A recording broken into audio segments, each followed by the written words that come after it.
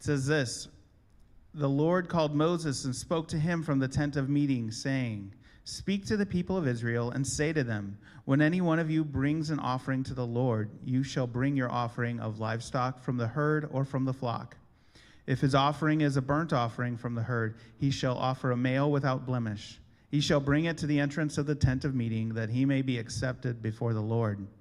He shall lay his hand on the head of the burnt offering, and it shall be accepted for him to make atonement for him. Then he shall kill the bull before the Lord, and Aaron's sons, the priests, shall bring the blood and throw the blood against the sides of the altar that is at the entrance of the tent of meeting. Then he shall flay the burnt offering and cut it into pieces. And the sons of Aaron the priest shall put fire on the altar and arrange wood on the fire. And Aaron's sons, the priests, shall arrange the pieces, the head and the fat, on the wood that is on the fire on the altar.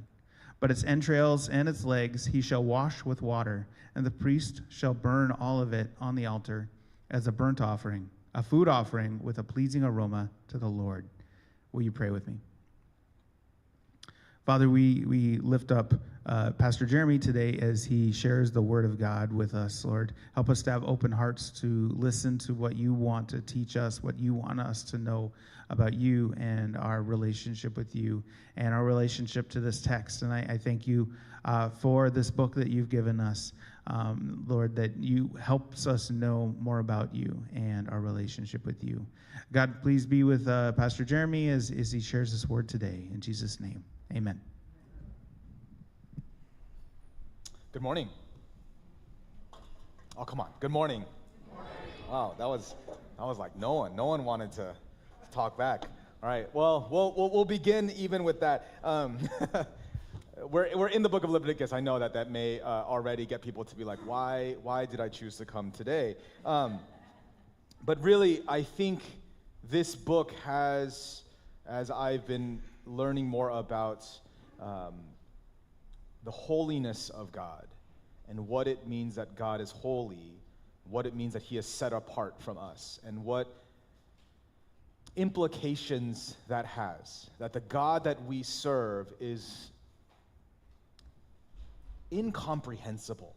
And when I say this is, and many times if you've grown up in the church or if you've considered yourself a veteran of Christianity, I think there comes a point where you kind of get comfortable and think, oh, I know theology. I know wrong theology, but I know good theology. I'm pretty smart about who God is and what God's character is like and what God's love is like. And I think if you really are advanced, then some people will even say, oh, I know how the Holy Spirit moves in my life, and I'm obedient, and I have a good grasp over all things. I find myself in my arrogance and prideful self many times, especially many of you have asked how my retreat in Texas was with youth kids.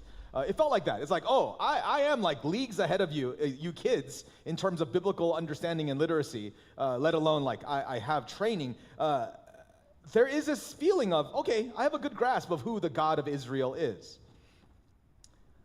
I think that's the wrong, and I think that attitude in and of itself is what hinders us from understanding the holiness of God.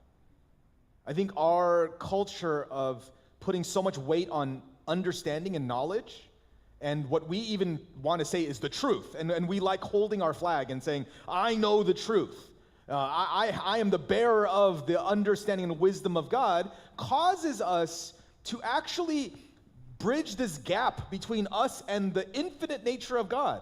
Where all of a sudden it's like, oh yeah, God and I are buddies. Like we're homeboys, and I can do whatever because God is my friend. He's a part of my family. And as true as that is, again, these are people who are well-meaning and they're Christians and they're believers. I would even change that sentence. God's not a part of your family. You're a part of his family. And the reason why that has a lot of significance is that you do know the Lord, and so there's no conversation about, oh no, you're wrong, and I'm here to debate you and argue with you and explain to you why you're wrong. No, you do know God. But to say that you know all of the Lord, that you know every facet of him, that you know the hidden things that God has not revealed to you. And not only not revealed to you, that you are incapable with your human mind to even understand, that there are things going on that you will never have a comprehension of, that your God is greater. Your God is higher. And I think this is especially in our culture, this is the dividing line. And what I would call humility is when you understand how holy God is. Humility is not about putting myself down and saying, oh, I'm not that great, I'm not that able, I have no gifts, no abilities, no talents. No, that's not humility. Maybe that's like more of a self-pitying thing. Humility is understanding that, yes, there is truth in what you know, but humility is knowing how much greater your God is in comparison to you, or how insignificant you are in comparison to Him.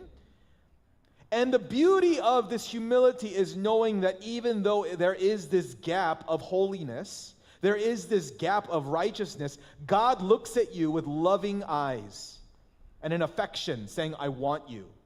And the humility is this mystery that I have not figured out. I do not know the answer. Because the question I ask all the time is, why do you care about me, God? And it is still a mystery. If you think you have the answer, I think you and I both need to have a conversation and really dive deep, because I cannot figure out, why would God love someone as insignificant as me? Someone as imperfect as me, someone as unholy as me, because He's an infinite God, and yet He looks at me, He looks at you, He looks at us with significance and says, you are significant. And I think there's that truth, if we are really people of knowledge and understanding, that we hear God say, you are significant, I want to dwell with you, I want to be with you, in relationship with you forever and ever. We should ask the question, why? And the answer is unsatisfactory to you and to me, but it is satisfactory to God. God's answer is incomprehensible for us to understand why He loves you. And so in many ways, He doesn't answer the question of why. He simply says, it's the truth that I love you and I care about you. We want to have understanding. We want to have the reason foundational. Why do you love me? And when God responds, I love you because I love you, we have to believe. You see, this is the idea of faith that is so important. Faith is not being blind and simply just being like, I believe whatever, and I believe in fairy tales, I believe in magic, I believe in all that. No, belief is not fairy tale. Belief is rooted in the truth. But I have come to the understanding that there are things in this world that are beyond my comprehension, that are beyond my understanding. And I need to believe, not that I need to understand all the intricacies of God's mind, of God's heart, of God's will. I need to believe in the truth that He has said. And the truth that I see woven in the book of Leviticus is this: to the people that I have saved, I want to dwell with. These are the instructions on how we are to dwell. These are the instructions on how a people who are sinful, who are not holy, who are unrighteous, are able to dwell with the Almighty, with the holy, the perfect Lord.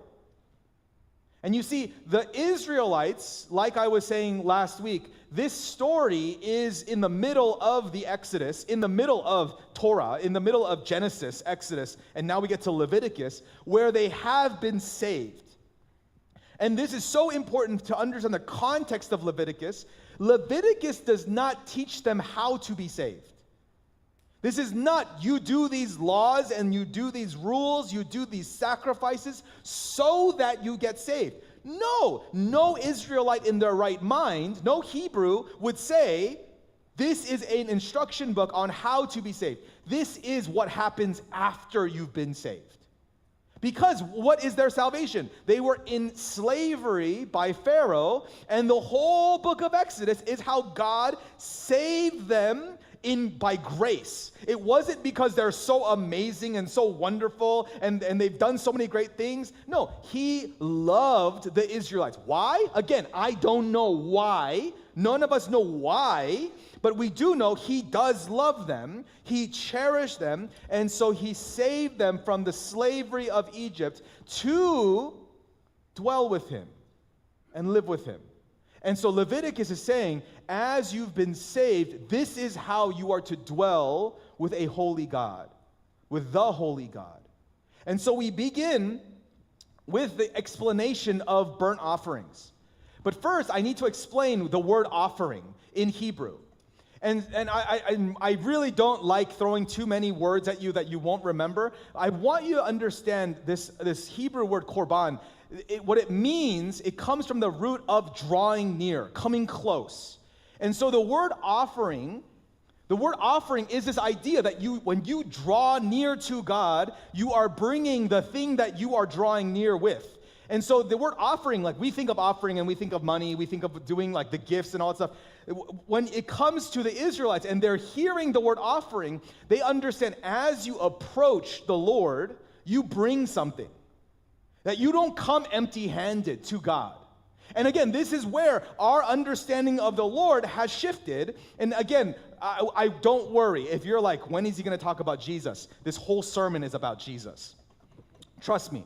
But the idea is this, is as the Israelites are approaching Yahweh, their Adonai, their Lord, they're not going to just come disheveled. They're not going to come as if it's just another day that I get to go to the tent of meeting, I get to go to the tabernacle, and I get to just do whatever I want. They're not going to show up late. They're not going to show up just having a bunch of things to do. This was a day that they were like, this is the time that I get to meet with the God of the universe. And so, of course, I'm going to bring the thing that I need to have to draw near to God. And it's going to be called this offering. It's going to be something that I prepare in knowing and in anticipation that I'm going to be in the presence of the holy and living and awesome Yahweh, this Lord, the one whose name I shouldn't even be saying because it's so holy that the Lord, the God of all creation, is inviting me into his presence. Of course I'm going to bring him a gift. Of course I'm going to bring him an offering. And the book of Leviticus is not saying even here to bring an offering. It's saying when you bring an offering. It's not saying you need to bring offering. It's saying when you bring offerings. When you bring this thing that as you draw near, this is how you do it. And the way Leviticus chapter 1 begins is with this idea of a burnt offering. And I have to admit, even when I hear the word burnt offering, there's a difference between the Hebrew as well as the English. Because when I hear the word burnt offering, what do I think of? A burnt offering, meaning it was burned up. And I think of the fire. I think of how it's just destroyed and how it's just useless and the fire that this offering is put on fire. In the Hebrew, the word burnt offering is olah. And olah, it comes from the root of another word called Allah, which is about lifting something up. And olah is more about the smoke. It's this idea that the burnt offering is not the offering that is being burnt, it's the smoke that is rising up. It is what comes out of the offering, and it's this smoke that is a fragrance. It is an incense. It is something that rises up to God, up to the Lord, and the Lord is pleased with the smoke. And you see, this is important because this is how the book of Leviticus begins. And so in Leviticus chapter 1, verse 3, it says this: if his korban is a burnt offering, olah, from the herd, he shall offer a male without blemish. He shall bring it to the entrance of the tent of meeting, that he may be accepted before the Lord. He shall lay his hand on the head of the burnt offering, and it shall be accepted for him to make atonement for him. And so there's two things that come with this burnt offering. That as they come, and so in this case, if it's a burnt offering from the herd, it's this cattle. And it's this idea that it's something that is valuable. And I was mentioning this last week. Cattle is still expensive, but if you are a herdsman, you are taking one without blemish. You are taking one of the good-looking cattle that you have, and you are bringing it before the tent of meeting, before the tabernacle. And what happens is this, is the person who is bringing this offering already knows what is going to happen. And I want to make this clear, is that there is no confusion about what is happening. They are bringing this offering in order for them to be accepted and atoned. And again, I want you to understand this is all outside the context of salvation. Because why? They've already been saved from slavery. There has already been salvation out of Pharaoh's hand. Now, this acceptance and this atonement is for one reason that has nothing to do with salvation. It has everything to do with dwelling, with presence. That as they approach the presence of God, God again is holy, and if God is holy, he therefore can only dwell with others who are righteous and holy and without blemish.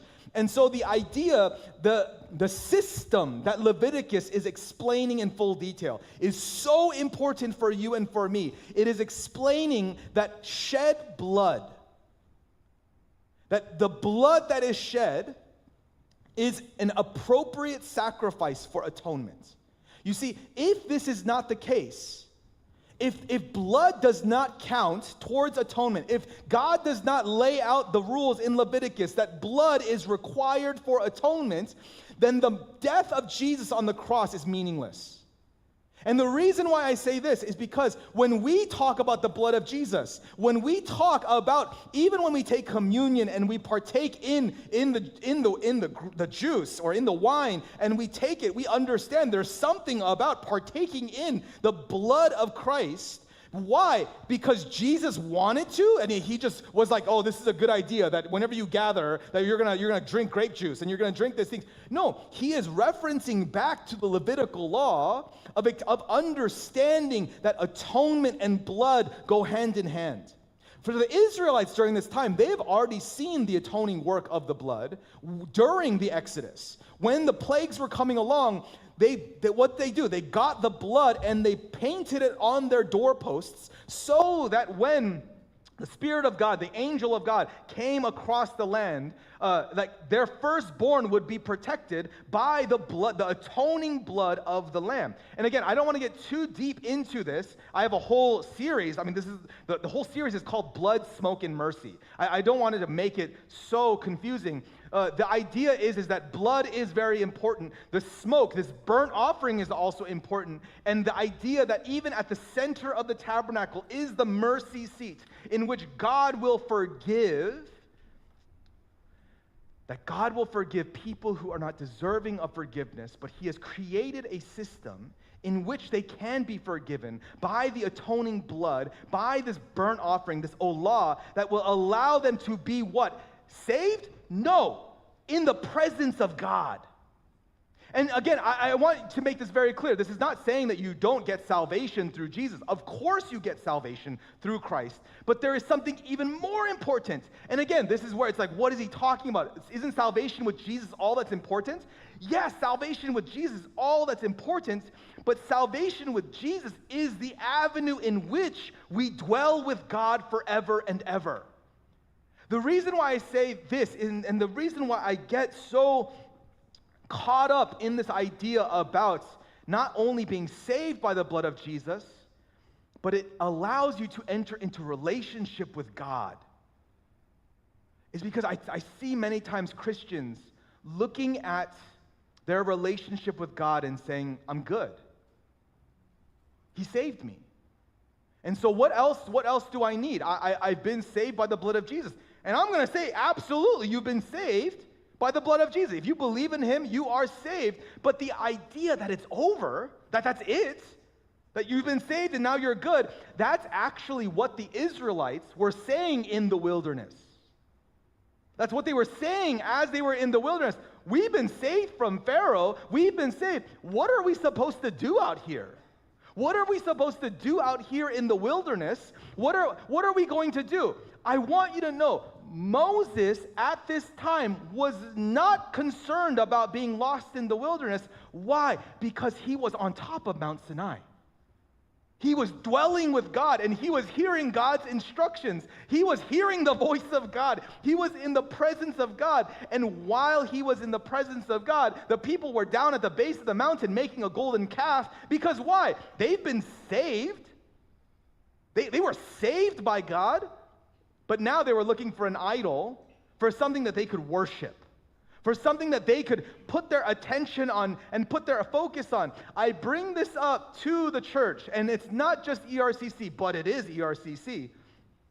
Many people in our country are saved, but they have no desire to dwell with God. And I find it something, again, where it's above my pay grade. Lord, what do you do with those people? You save them from slavery, and yet they don't want to dwell with you. What are you going to do with them? I'm thankful that's on him. But what I do know is what is the correct response. You have been saved from the slavery of sin. 100%. You have been saved from the bondage of sin and death. Praise God. But now I see people making these golden calves. And I feel the wrath of Moses. What are you doing? You've been saved. Why are you worshiping these golden calves?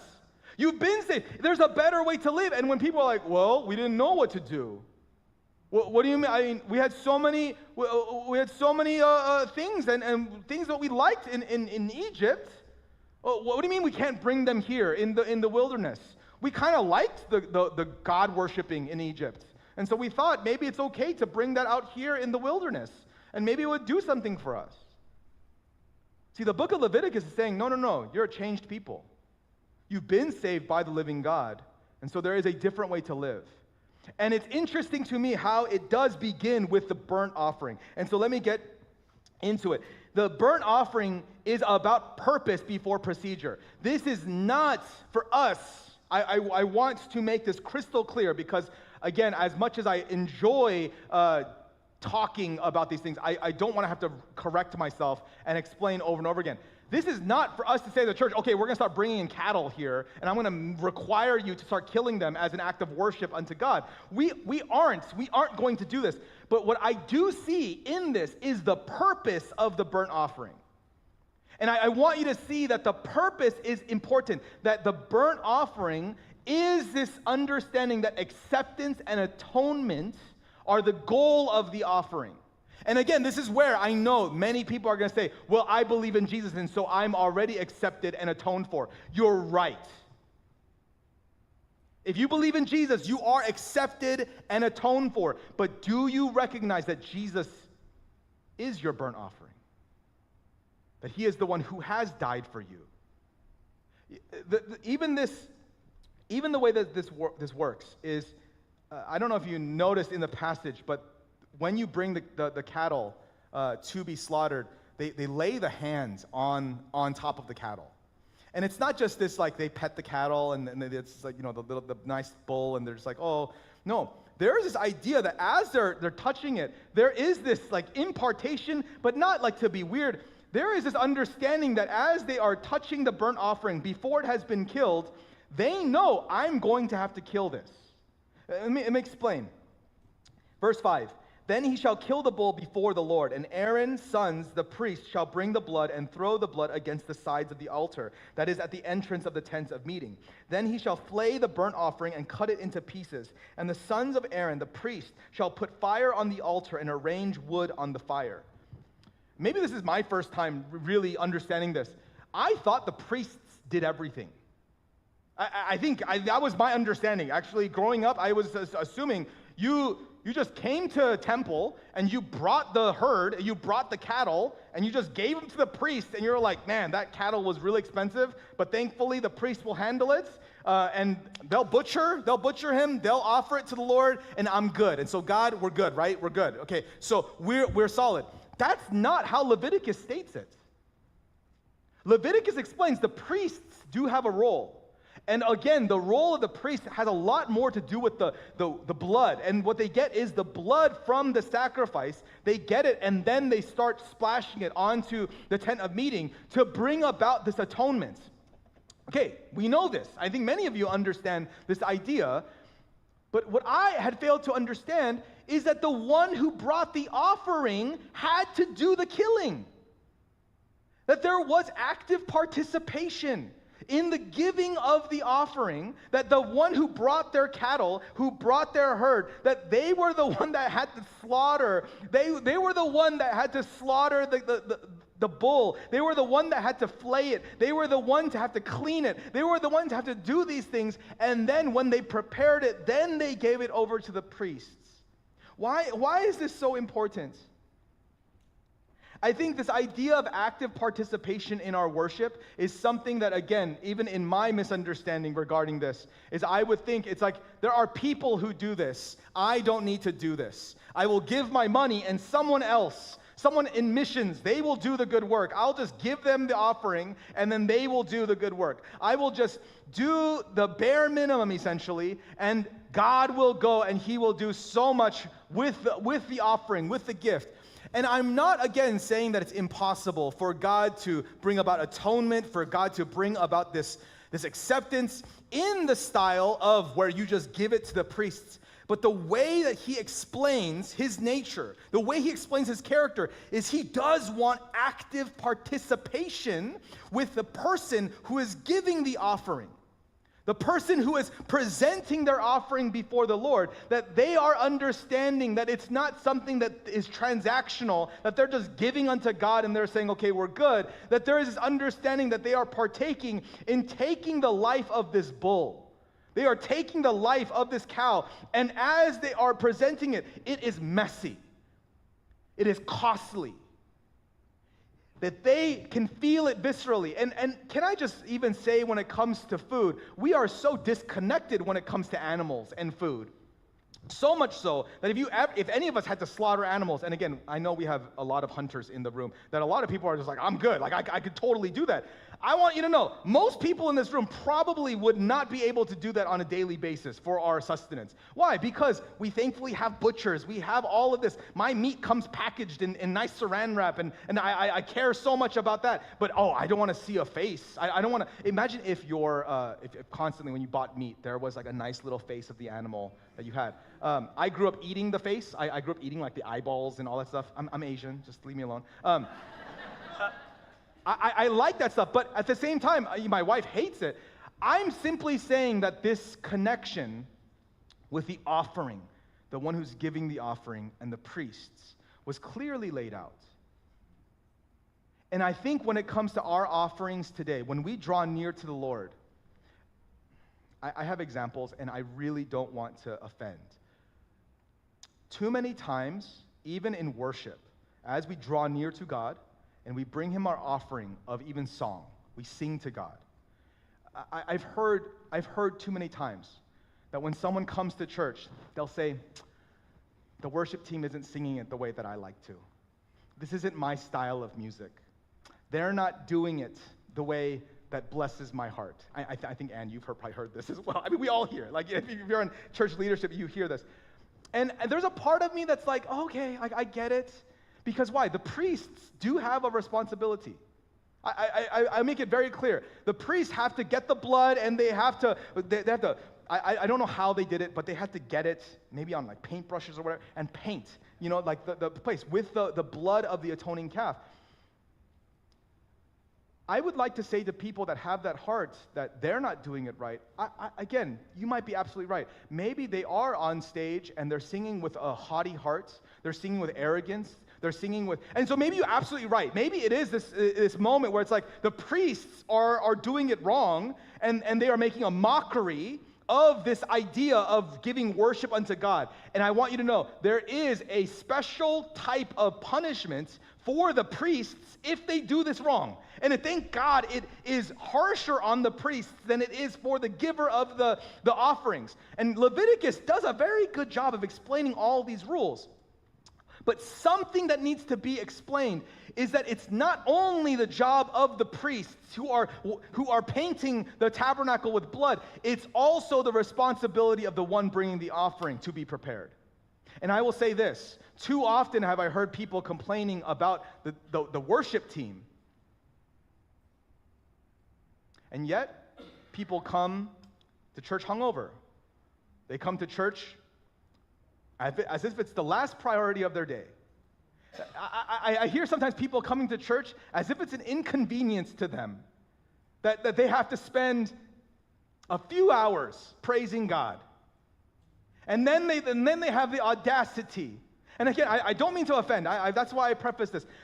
They have the audacity to say it's their fault for doing it wrong. I'm simply saying you're in the presence of God, and you are complaining about other people when you aren't treating it with the right holiness that you need to. If you still were required to bring a physical animal offering, and you had to lay your hand on that animal, and then you had to slit its throat and let its blood drain out, and you had the priest gather the blood and then paint it, I don't think you would be complaining so much about how they were doing their job. I think you would be so concerned with how you are doing your job, because as that animal is bleeding out and its blood is your access for acceptance and atonement before the living God, that animal is now dead, and you have to flay it, and you have to clean the innards. And I think there's a moment of humility of saying, I'm doing this thing where I am sacrificing this very expensive cow so that I could be in the presence of God. And so there is a seriousness to this that I think when we read Leviticus, we're like, man, why did they have to go through so much trouble to be in the presence of God? And I think that is the thing, because they understood that they were in the presence of God. This wasn't as big of an inconvenience as you think it was.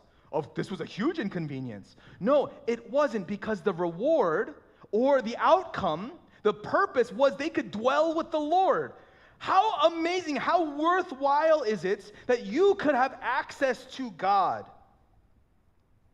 Verse 9, but its entrails and its legs he shall wash with water, and the priest shall burn all of it on the altar as a burnt offering, a food offering with a pleasing aroma to the Lord. And so this is an explanation of what this burnt offering is. And the burnt offering is in and of itself very significant for one detail. As we go through these various offerings, these various things in which people bring to dwell with the Lord, to draw near to God, olah, burnt offering, is important because why? No one eats of olah. All the other offerings, someone eats it, and someone is able to eat even an offering unto God. And so there are like grain offerings, there are fellowship offerings, there are different offerings that we'll go through. And trust me, it is interesting. Like I just bear with me. But the burnt offering is the most interesting one, because this is the one that the whole thing is essentially wasted, if you use our common understanding of if you burned an entire cow on an altar. No one eats it. But it's not wasted, because why? The aroma that it creates, this burnt offering creates, is the offering. The smoke that goes up is a pleasing aroma to God. Why? Because he likes the smell of burnt meat? No. It isn't, because even in this chapter, what we see is that God is actually giving an ability for different tiers of offering. That if you have cows, if you are giving this burnt offering and you are a herdsman, then yes, you need to give a cow. But there are ways that you could give a lamb as your burnt offering, again, without blemish. And there is people that aren't herdsmen, or they don't own cattle, or they don't own sheep, they don't own goats, they don't own animals. There is a provision for burnt offering to be 2 pigeons, to be 2 turtle doves. And what I want to explain is that the importance is it's the whole animal, and nothing comes back for personal gain. And what I mean when I say this, or at least Leviticus is explaining, is that when God is giving out this explanation that if you are giving from the herd, if you are giving from the flock, or if you're giving 2 birds, what he is saying is the same thing over and over again, that it is a burnt offering, a food offering with a pleasing aroma to the Lord. This is important because the idea when we talk about burnt offering, many times we think, okay, it's because God sees it's a valuable cattle, like it's a valuable piece of meat, and that is what he appreciates. No, because he says the exact same thing when it comes to with the idea about 2 birds. It comes the same idea when it comes from a flock of sheep, a herd of sheep. It's that God is simply explaining, this is how you approach me, that you come first and foremost with a whole offering in which you benefit nothing from. The reason why this is important is because the smoke, this incense that arises in and of itself is the offering. And as I keep repeating this, I want you to understand, God is pleased with our sacrifice because especially in the idea of a burnt offering, there is nothing to gain personally from it. It is complete. It is total. There is no ulterior motive when it comes to a burnt offering. My desire is for you to even understand when it comes to giving. I think too many times I know people give and they're like, well, I'm going to give. I pray that this money is used in a good way to build the kingdom of God. And again, absolutely right. I hope you know we have a very beautiful stewardship team even at the church, and we do have a deep desire to steward God's money correctly. The idea of a burnt offering flips all of that on its head. You know what a burnt offering would look like in our culture today? Is if we got a pile of cash, and no one even uses cash, but if we got a pile of cash at the front of the altar, and you had to come up, and you placed it in, and the priest lit it on fire, and you just saw money go up in smoke. In what way could you say, oh, this is so good for the community? This is so good for us? How wonderful. I want you to see that it's still understanding in the perspective of the Israelites that what they were looking at was not the destruction of their money, not the destruction of the assets. They saw the smoke, the olah, go up and say, the Lord is pleased with our sacrifice. And now we are able to dwell with him. Now we are able to be in communion with him because we are giving unto the Lord and we are showing him our loyalty. We are showing him our faith. We are showing him our covenant connection that when we draw near to him, we bring our offering. And in this first offering, it is, I am bringing it to him and I expect nothing in return except that I am accepted and that I am atoned for. And you see, the idea is not how useful this burnt offering is. Burnt offerings have no use except for the smoke that goes up unto the Lord, which then they are seeing this is worthwhile. This smoke is worthwhile because I can be in the presence of God. And so this leads me to this point, that God grades the cost and does not grade the verdict. And this is so important. As I understand the book of Leviticus, or as I'm trying to understand, again, it's still not fully in my understanding, is that the amount of burnt offering does not change the acceptance. It does not change the outcome. It's not that, oh, I came with a cattle, and therefore I'm more accepted by God than someone who brought 2 pigeons. No, someone who brought 2 pigeons is equally given the same outcome.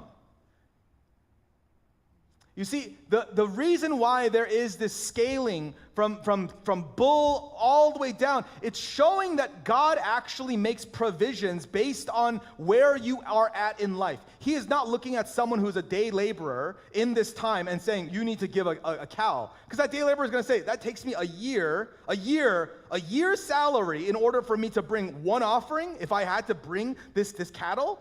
No, God's saying you need to bring 2 pigeons. And so that day laborer would then need to take the time to get pigeons, to get these birds. In Luke chapter 2, we even see Mary and Joseph, when they present Jesus at the temple, they bring 2 pigeons. And so it kind of shows that even in Jesus' time, Jesus wasn't raised in wealth. He wasn't raised in a palace. He was raised in very humble beginnings. But what? God still accepts their sacrifice, and that's what was right for them.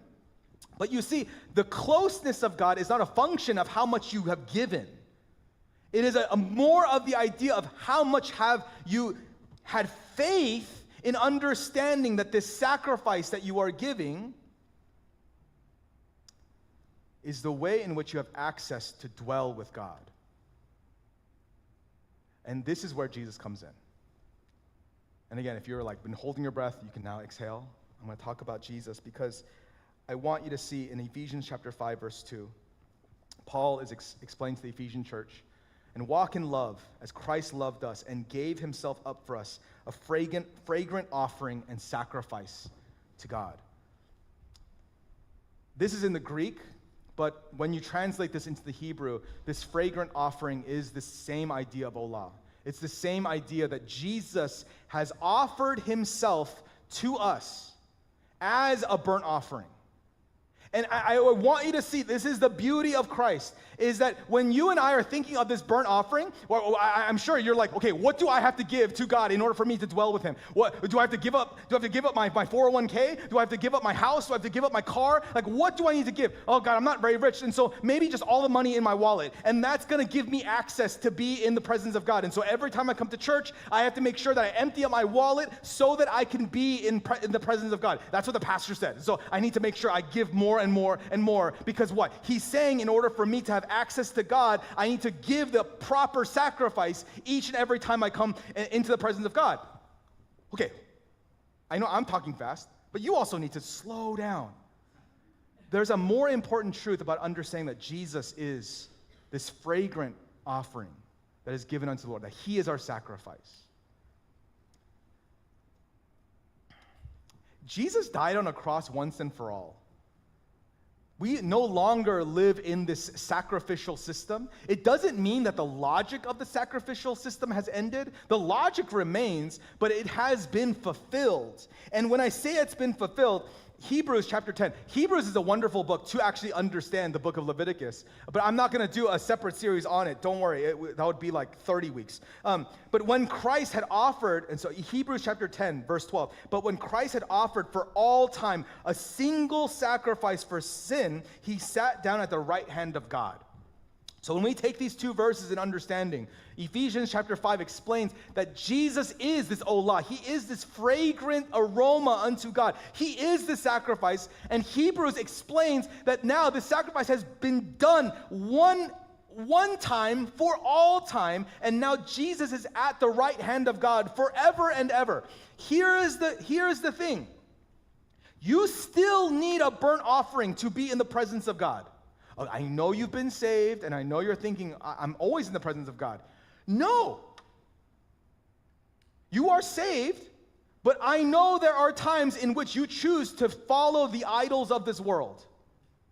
There are times in which you have your own golden calves. You are saved, but you do worship a golden calf. You have a responsibility to bring your offering unto the Lord. What is your offering? And again, this goes back to, okay, so I have so many things, maybe I'll give that to the God. No. Your offerings all are worthless. All of your offerings have too many blemishes. You have one offering. His name is Jesus. It is the body and blood of Christ that is your offering unto the Lord. And you see, this is where I think people are like, yeah, I knew that. I mean, I kind of knew that. That's why we take communion, and I eat the body and I drink the blood of Jesus, and we make a really big deal of that. And I'm like, no, you're not making a big enough deal about it. Because if you know that in order for you to be in the presence of God, you are required and a burnt offering as an offering unto God that he is well and pleased with, and you know that he is pleased with Jesus, your responsibility is to give Jesus. Your responsibility is to come in the presence of God bearing Christ, wearing Jesus.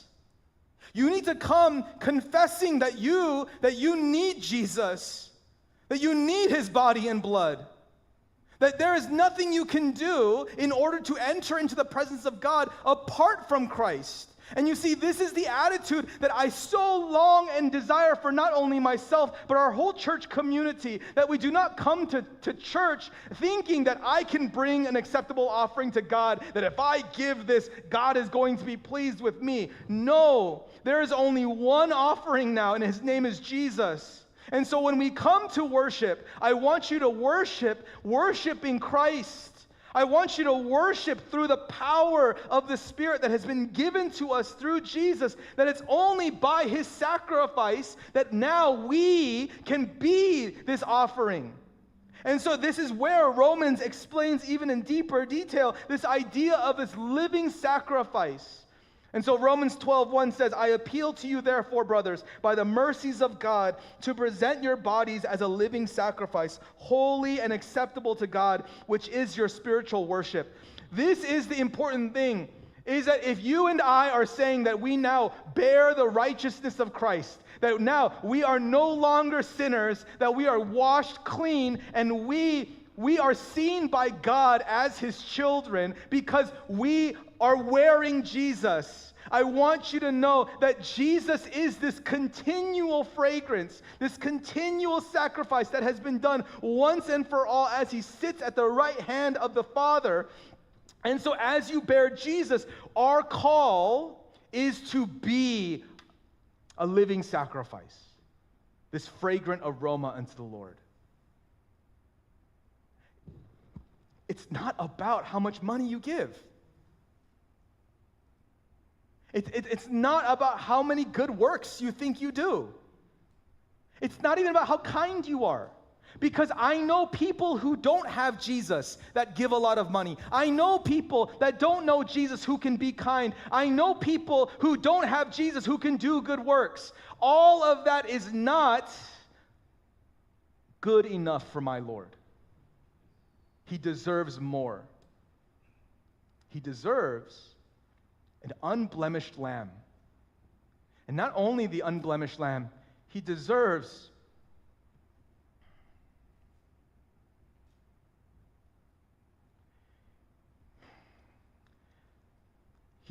my whole life.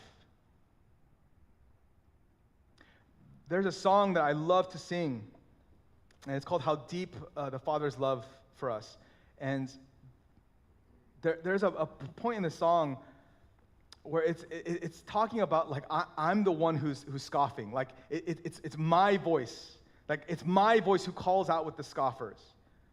That anytime I go into Good Friday service, and we talk about the crucifixion, it's me. Like, the Roman soldiers aren't as bad as me. Like, I'm the one who needs Jesus to die because he's the sacrifice for my sin. And I think there's a lot of that separation where it's like, oh, I'm glad the Romans killed him because I didn't have to kill him. But now I can reap the benefits of Jesus' death and resurrection, and I can keep my hands clean. Our hands can't be clean. It's your sin, it's my sin that caused the necessity for Jesus to die on a cross. And you see, I was saying that when the person brings the bull, they have to lay their hands on the bull and they have to kill the bull, and the bull's blood, it just drains out, and that's what the priests use in order for them to make atonement. I want you to understand something, is that when we say Jesus is our sacrifice, he willingly died for us. And when we take communion, when we do these things, we are saying it's your blood that now cleans me. It's your body that now is this smoke that is this sacrifice. And it's so beautiful because even in Hebrew, the idea is that it's lifted up, that it goes up. And we know the resurrection. And this is the idea of the resurrection, that his body was lifted up as this pleasing aroma that has been accepted by God. Why? So that now we can dwell with him forever and ever. But this does not lead to an apathy. If you had to kill an animal, and you had to even flay it and butcher it and then give it away, something very valuable, you had to wash its entrails, and you had to give that, and it was all burned up. That would not lead you to apathy. That would lead you to anticipation, to excitement. Okay, now that I've done the proper sacrifice, how is God interacting with me now? How is he going to dwell with me? How am I going to interact with the tabernacle that we're all camped around? How is this going to impact my life? I want you to know something. God has provided for you all of the necessities for you to give a proper sacrifice. He has given you his son. There is no cost to you. He has paid the cost. The question is are you going to participate in the partaking of his body and his blood? Are you going to participate in this idea that now you need to live as a living sacrifice? That now you are welcomed into the presence of God forever and ever. Church, this is the idea of the whole burnt sacrifice. We're not here to make more burnt sacrifices. If anything, if you thought the book of Leviticus and you're worried, oh, he's going to ask us to give a lot of money, he's going to ask us to give all these things, I'm actually probably doing the exact opposite. If that's what you think, that's been wrong this whole time. My desire is far greater than you just giving money and giving sacrifices and calling it a burnt offering because whatever. No, I'm saying through Christ, God has already given you your offering. The question I have for you is, are you going to actually give it?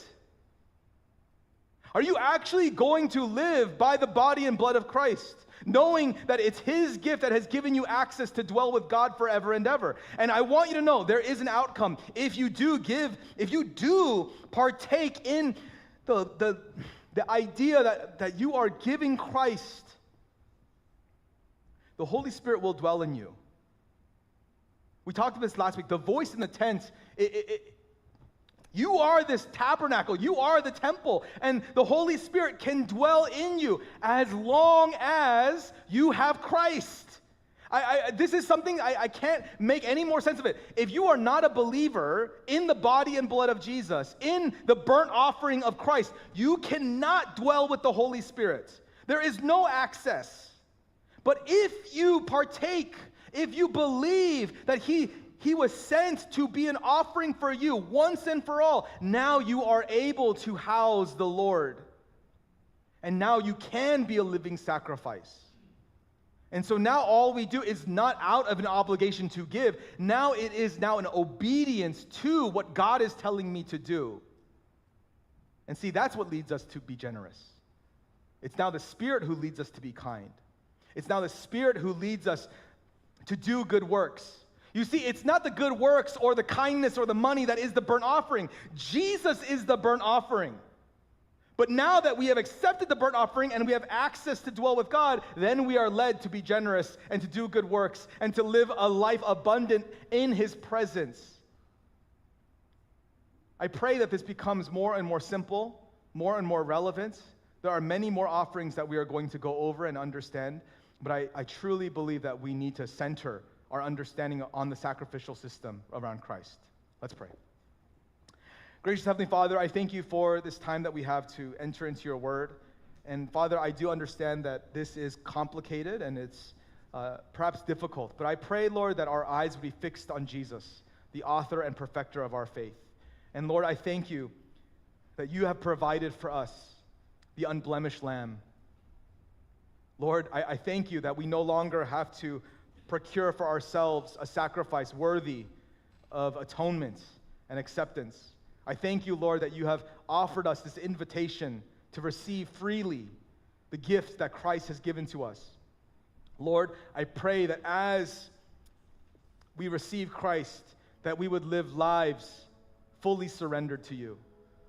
Lord, we would understand that we could never afford the gift that Christ has given us. And so, Father, I do pray that we would live our lives as living sacrifices to you. Father, as we are covered by the body and blood of Christ, Lord, let our lives be marked by the fragrant aroma of Jesus.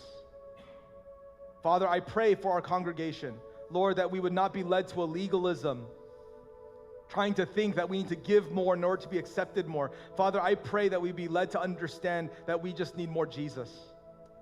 Lord, we need our lives to be fully surrendered to you. And Lord, it is in that you are pleased. Father, I pray that we would be people led by the Spirit, that as we give our bodies as a living sacrifice, covered in the blood of Jesus, that your Spirit would dwell in us. And Lord, that as you dwell in us, you would lead us to obey you. Lead us to love one another. And Father, that we would worship you in spirit and in truth. Lord, we love you. We thank you. And in Jesus' name we pray. Amen.